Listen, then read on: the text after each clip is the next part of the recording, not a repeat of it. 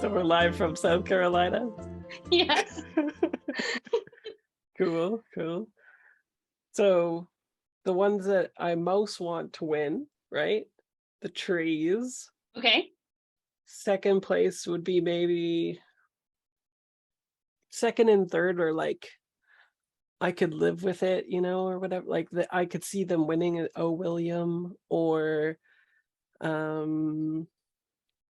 what's the other one that I liked quite Treacle a bit? Walker. Treacle Walker, yeah. Yeah. And then bottom, Glory and Small Things. And then Seven Moons, I kind of nothing. Like it's fine, I guess. It was okay. Didn't do too much for me. Beetlejuice in Sri Lanka. Okay. Yeah. Are you ready? Yeah, I guess so. Okay. The winner was 7 Moons of Maali Almeida. Oh, so the middle of the road choice. And that's kind of like the shortlist too, right? Like I was saying, it kind of reeked of like people making concessions to one another, and this is like something similar. Like it's distinctive, but I don't think it was like really all that exceptional either. And so it kind of feels stolen. like maybe I they thought were the just trees like, should have won. I mean, that was like, that would be too bold. Yeah, Percival Everett was really like snubbed as the winner. I was just like, what? Yeah, what? it's unfortunate. Yeah. That's too bold though, because they were all making concessions. That's my line. That's what I think. They all had to agree on stuff. So they took away, they're like, well, no way is it going to be this one. Okay, well then you can't have the trees.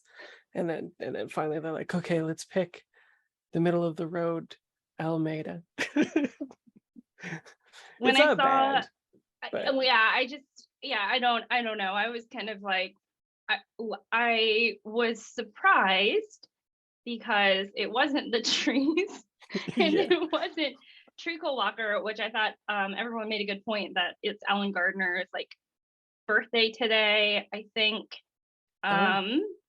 It's like it's Alan Gardner, and he's one of the oldest contestants, and sometimes they honor somebody for their work, for their life, their body of work, rather, not just like the single thing. So if they were going in that direction, I felt like Treacle Walker would have won. Yeah. So now nobody can complain.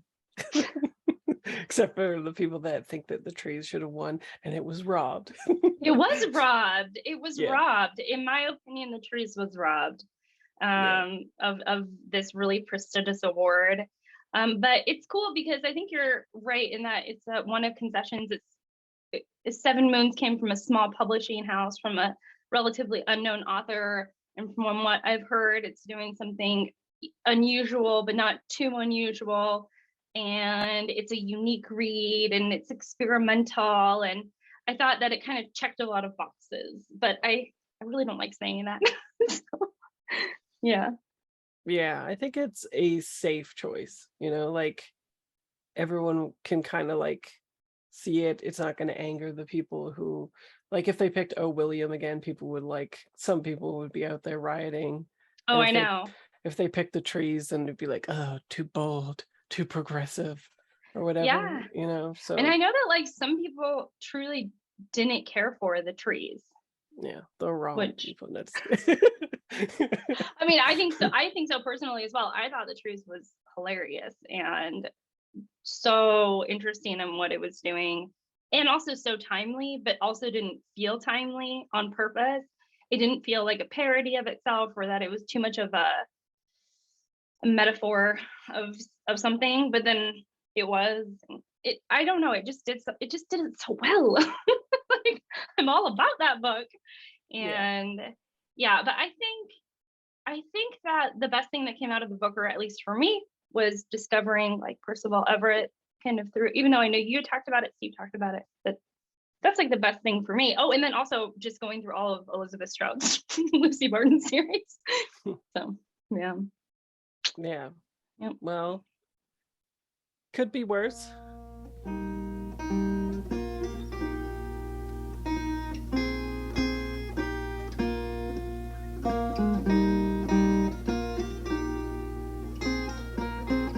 gonna stop recording because I think we're done. I mean, it's only gonna be a minute. You know, it'll be like us kind of talking. It'll be like, ba-doom. Yeah. Are you gonna keep it's live from North Carolina? Except I'm not in North Carolina. Or South Carolina.